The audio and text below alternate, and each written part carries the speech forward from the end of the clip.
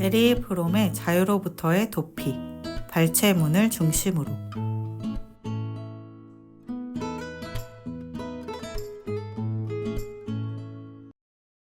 에리 프롬의 자유로부터의 도피라는 책을 읽었는데요. 이 책이 정말 좋아서 소개해드리고 싶은데 저는 전문가는 아닙니다. 그래서 발췌문을 중심으로 가지고 왔고 저와 한번 같이 읽어본다라는 느낌으로 들어보시면 좋을 것 같습니다. 현대인들은 역사 속 그 어느 때보다도 자유롭고 평등해졌습니다. 계급의 차이가 사라지고 서로를 하나의 인간으로 인정하게 되었습니다. 정치적 자유도 점점 증대되었습니다. 그런데 오늘 소개해드릴 에리 브롬의 책의 제목은 자유로부터의 도피입니다. 자유를 갈망하는 인간이 왜 자유로부터 도피하려고 할까요?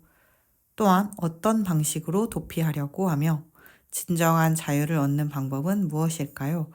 오늘은 이 세 가지 질문에 맞추어 에리 프롬의 책 자유로부터의 도피를 소개해 드리겠습니다. 1. 자유를 갈망하는 인간이 왜 자유로부터 도피하는가? 이 질문에 대해서는 첫 번째, 개인의 출현과 자유. 두 번째, 자본주의 시대의 자유. 이 두 가지 소제목으로 나누어 살펴보겠습니다. 자유로워진다는 것은 진정으로 나다워지는 것이며 이전에 내가 속해 있던 세상에서 분리되는 것입니다. 다시 말해서 개체화되는 것입니다. 다음은 42쪽의 발췌문입니다. 비유적으로 말하면 개인이 외부 세계에 자신을 고정시키는 탯줄을 아직 완전히 절단하지 않은 정도에 따라 그가 누리는 자유의 양이 정해진다. 하지만 그를 외부 세계와 연결하는 이런 끈은 그에게 안도감과 소속감, 어딘가에 뿌리내리고 있다는 느낌을 준다. 이와 같이 태아가 어머니의 몸속에 있을 때 아기는 어머니의 일부입니다. 하지만 아기는 태어나면서 탯줄이 끊기고 어머니의 몸에서 독립합니다. 처음에 아기는 어머니에게 모든 것을 의존하지만 점점 밖에 있는 세계를 경험하고 어머니와는 다른 목적을 가진 한 사람이 됩니다. 46에서 47쪽. 개체화 과정의 다른 측면은 고통의 증대다. 원초적 유대는 외부 세계와의 기본적인 통합과 안도감을 준다. 아이가 그 세계에서 벗어날수록 자기가 혼자라는 것, 다른 모든 존재와 분리된 별개의 존재라는 것을 의식하게 된다. 개인의 존재에 비하면 압도적으로 강하고 힘센 세계, 때로는 위협적이고 위험하기도 한 세계와 이렇게 분리되는 것은 무력감과 불안감을 낳는다. 어머니의 품속은 안정감을 줍니다. 하지만 자라날수록 아이는 어머니에게서 벗어나게 되고 자기가 혼자라는 것을 깨닫게 됩니다. 이 과정은 필연적으로 무력감, 불안감을 낳게 됩니다. 이 무력감과 불안함의 고통 때문에 우리는 자유로워지는 것을 포기하고 외부 세계와 연결되고자 합니다. 두 번째, 자본주의 시대의 자유. 122페이지. 한마디로 말해서 자본주의는 인간을 전통적 속박으로부터 해방시켰을 뿐만 아니라 적극적인 자유를 늘리고 능동적이고 비판적이며 책임 있는 자아를 성장시키는 데도 크게 이바지했다. 이것은 자본주의가 자유의 성장 과정에 끼친 하나의 영향이지만 그와 동시에 자본주의는 개인을 더 고독하고 고립된 존재로 만들었으며 자신은 보잘것없고 소용없는 존재라는 느낌을 개인에게 심어주었다. 자본주의는 우리를 어느 때보다 자유롭게 만들었습니다. 하지만 그 어느 때보다 더 고독하게 만들기도 하였습니다. 자본은 인간의 주인이 되었으며 삶의 목적이 되었고 인간은 경제적 이익을 추구하기 위한 도구가 되었습니다. 134쪽입니다. 사람은 상품을 팔 뿐만 아니라 자신까지 팔고 자신이 상품이라고 느낀다. 육체 노동자는 자신의 육체적 에너지를 팔고 상인과 의사와 사무원은 인격을 판다.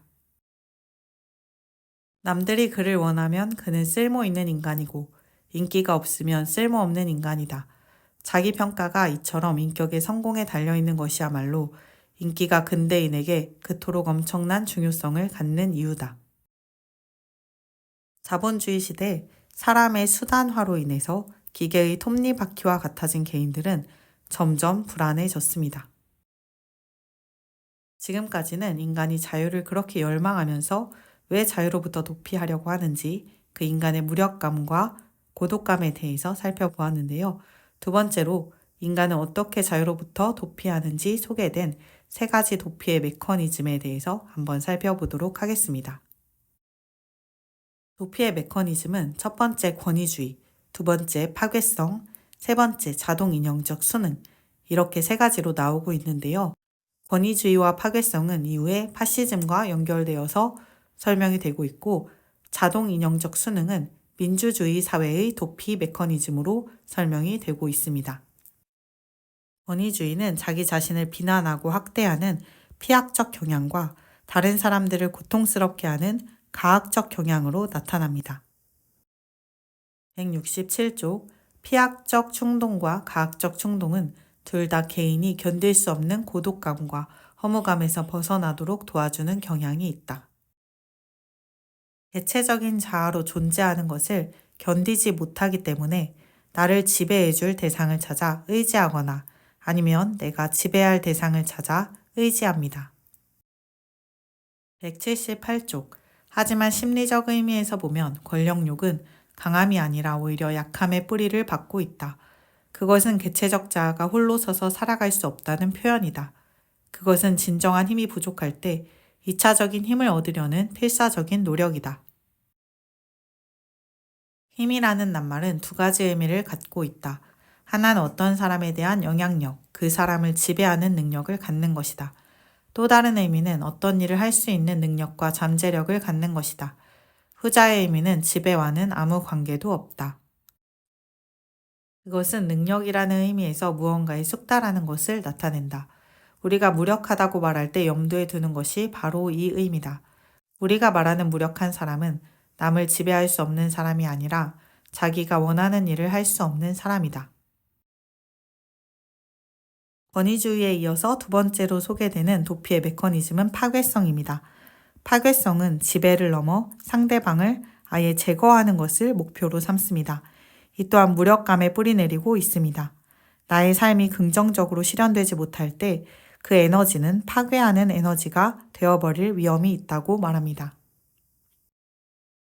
200쪽입니다. 삶은 그 자체의 내적 활력을 지니고 있다. 그것은 성장과 표현과 생존을 추구한다.